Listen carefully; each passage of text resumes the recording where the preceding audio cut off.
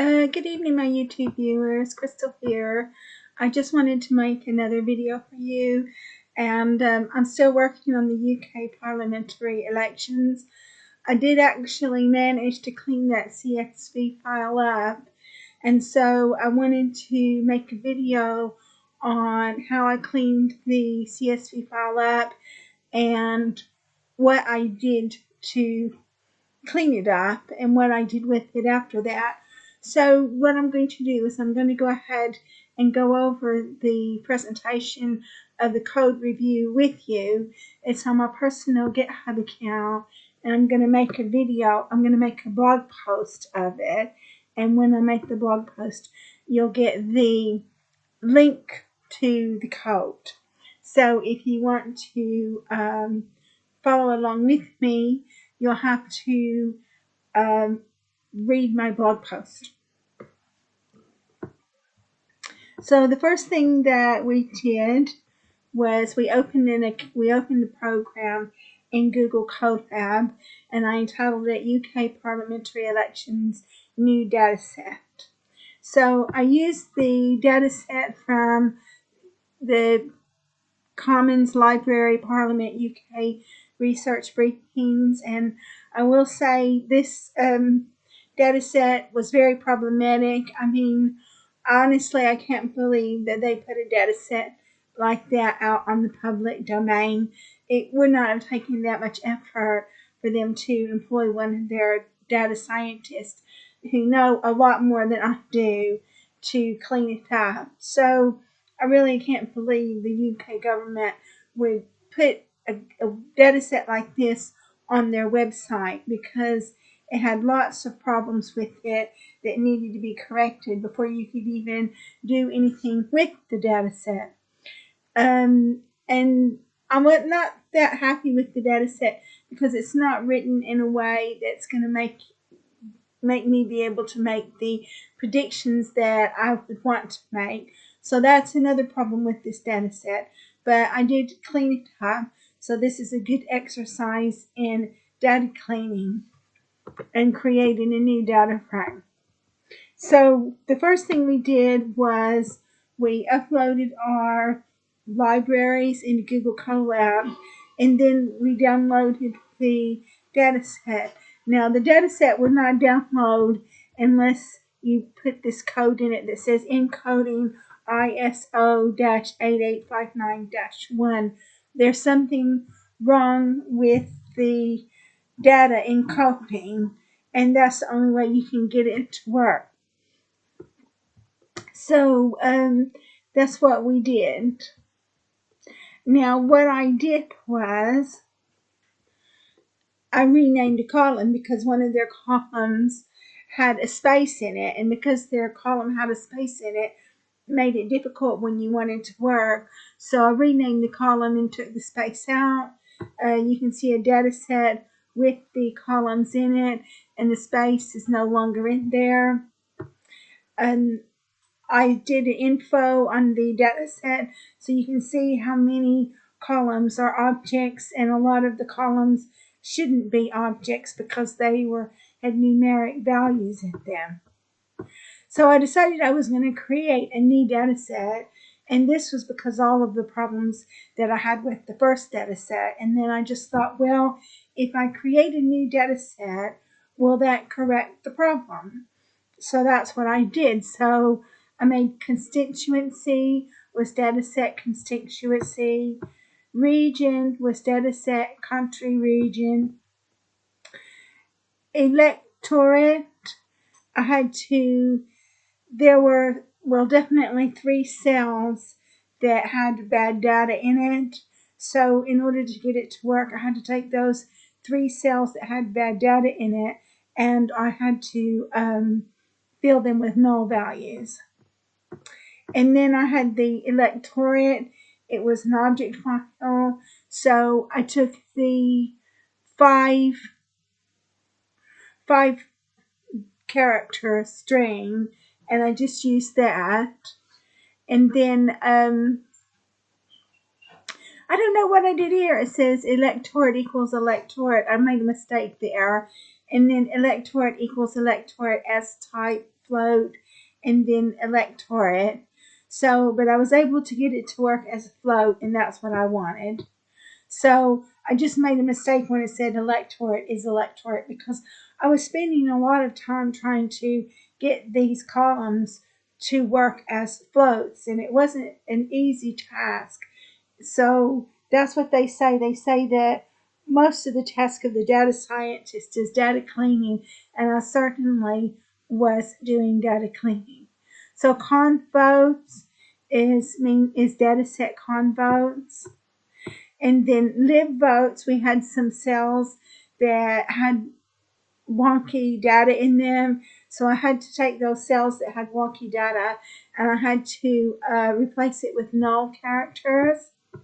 So then we had libvotes. Then we had dataset labvotes. Again, there were some unusual characters in labvotes, so I had to replace that with a null value. Then we had net SW votes. Then we had with others share. They had some wonky values in them as well. So I just replaced others share with a null value, even though I wasn't going to be using that column. I decided to go ahead and replace that null value anyway. So then we had other votes. Now we had total votes. There were a lot of cells in total votes that had unusual characters in them, so I had to replace those cells with null values. So then we've got our total votes. I've got a year. A year was object as well. So what I did was I took out the string. I used only the first 4 characters of the string, and I made it a float. And then I put together the data frame, the new data frame, which is called DS, which has constituency, region, electorate, convotes, live votes, lab votes, net SW votes, other votes, total votes, and year. And so that's what I did. I didn't put the share in there because the share is just the percentage of the votes. And I think I didn't put boundary in there either. So that decreased the accuracy just a little bit. But I felt that I needed to make a new data frame because the existing data frame was so problematic. So we checked some info, and now we only have 2 columns that are objects and the rest are float, which is what I wanted. Now we're going to create a variable called winner, and winner is the maximum value from convotes, libvotes, labvotes, net SW votes, other votes. So we check to see if there's any null characters in winner, and yes, there are 2 null characters in winner. Check to see if there are any null characters in DS, and yes, there are null characters in DS. So we fill any null characters in winner with other votes. Obviously, we don't know what those null characters are, but we have to fill it with something. And then we check to see if there are any more null characters in winner, and no, there's not any null characters. And then the rest of what we do is we fill any other null characters with the most commonly used value. So that's what we had to do. And then so because we had to fill it with the most commonly used value, then that was definitely going to affect the accuracy as well. So again, we check to see if there are any null characters in DS, and no, there's not. So now what we're going to do is we're going to map our dictionary. So we're going to call it party, and convotes is 1, live votes is 2, lab votes is 3, net SW votes is 4, and other votes is 5. And so we map that, and now it's numbers. And the next thing we do is we check our data types. We want to check for everything that isn't an integer and isn't a float, and we only have two columns that are not an integer and not a float. They're constituency and region, so we ordinal encode those two columns.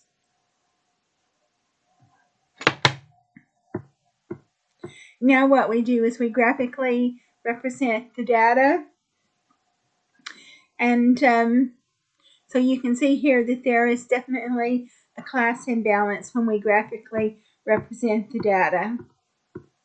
And now we've got we count the data, and you can count how many examples you have of each class.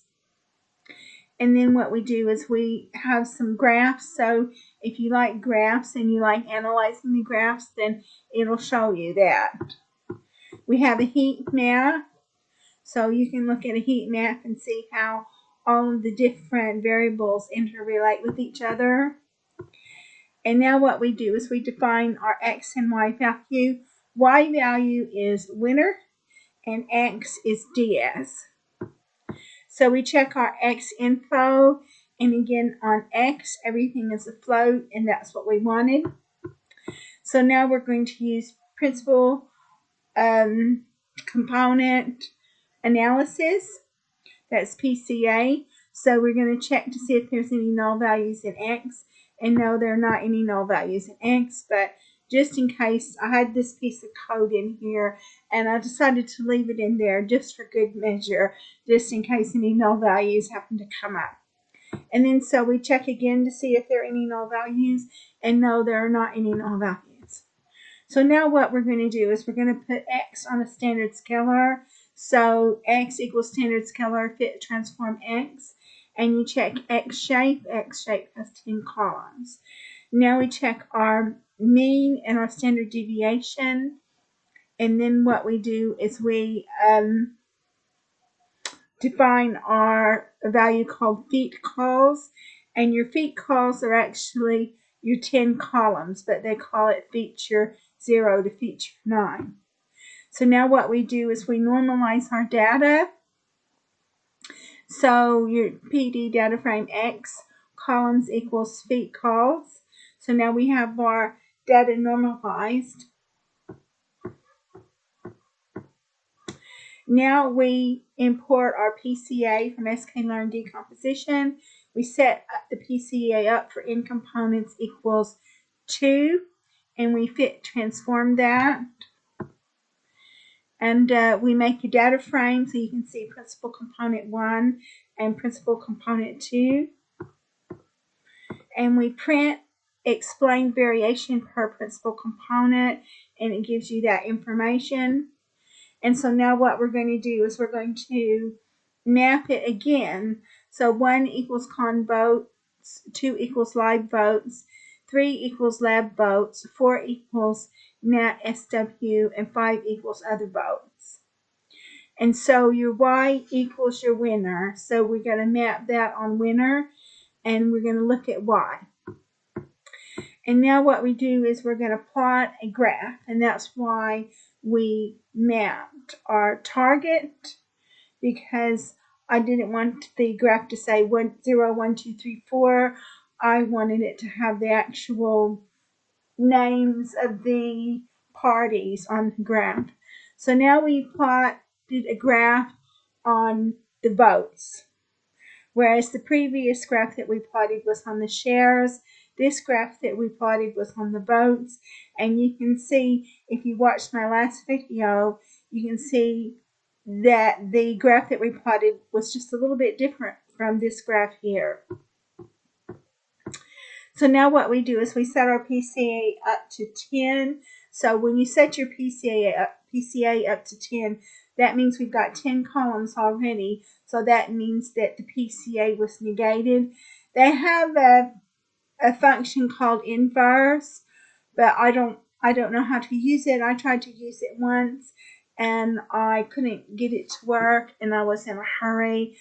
So I knew that all I had to do was set the in components up to the number of columns in the data set, and it would negate it. So I decided to go ahead and do that. So now we split our X up for training and testing. and then we check it, our columns. And now since CatBoost was not installed on Google Colab, we have to install CatBoost. And then what we do now is we define our model, and our model is CatBoost. I set the function up for multi-class because I was hoping that my accuracy would improve. And the reason why is because I lost a little bit of accuracy when I took some columns out, but I had to make a new data frame because the data frame we had just wasn't sufficient to do the job, which really, it's embarrassing that you go on a government website and their data set has got so many problems. I mean, they need to get their data scientist to clean it up. It's just embarrassing. I mean, the UK is one of the largest economies on this planet, and they're putting corrupted data sets on their websites. Unbelievable. So what we did was we did lose a little bit of accuracy. And I'm going to try to go all the way down here. We didn't lose a lot of accuracy, but we lose a little bit of accuracy. And that's what happens is when you reduce the columns, you lose a little bit of accuracy. But then the computer doesn't have to do as much work because it hasn't got all of the columns to go through. But we're just trying to, if you just bear with me, I'm trying to get all the columns together. So it was 1,000 columns. So it had a 99.91% accuracy. So it's just a little bit less than we had in the last video. And when we predicted on the validation set, we have a 98.08% accuracy, which is just a little bit. It's about 1 point less than the last video. But that's what happens. When you reduce the columns, your accuracy is going to be reduced as well. So now we set our data frame up so you can compare the actual against the predicted. And then what we do is we map it again. We remap it for the numbers. And the reason why we remap the parties for the numbers is because I want to put it on a graph. And the graph will not accept strings. It will only accept numbers. So we can see here, it says 1, 2, 3, 4. So we can see here that we lost a little bit of accuracy and only 4 of the parties were picked up. So that means it didn't address the class imbalance. So that means I'm going to have to go through and do some more work on it to improve the class imbalance on that matter. And then we count it. And now we have our data set. And what we do is what I did was I just put winner on the back end of the data set, but I didn't really need to do that, but I did that. So that way you can see, which party had the most votes. And so I check an info again, and everything is float except for winner, which is an object. And now what I wanted to do was I wanted to only pick out the votes from 2019 because 2019 was the last election. And now what I've done is I reformatted the party again to make it numbers, but I think I didn't really need to do that, but because I'd done it previously. And now what I've done is I totaled the con votes, live votes, lab votes, and Nat Southwest votes and other votes to give you the totals. And then basically, I'm not sure exactly what else I'm going to do with this data set because this data set isn't great for making predictions. And because it's not great for making predictions, I'm not sure exactly what I'm going to do. I would have to transform the data in order to make the predictions that I want to make. So that's it. This is how I cleaned up this data frame. But now I know I need to do something with the with the with the class imbalance, because it didn't pick up one of the classes, and that's not acceptable. I've got to see if I can get the class imbalance corrected. So that's it for this video. If you like my video, please like, subscribe, and share. If you like the work I do and want to make a donation, I've got my email address to my PayPal account in the description box down below. And thank you so much for watching my video. I look forward to making more videos for you.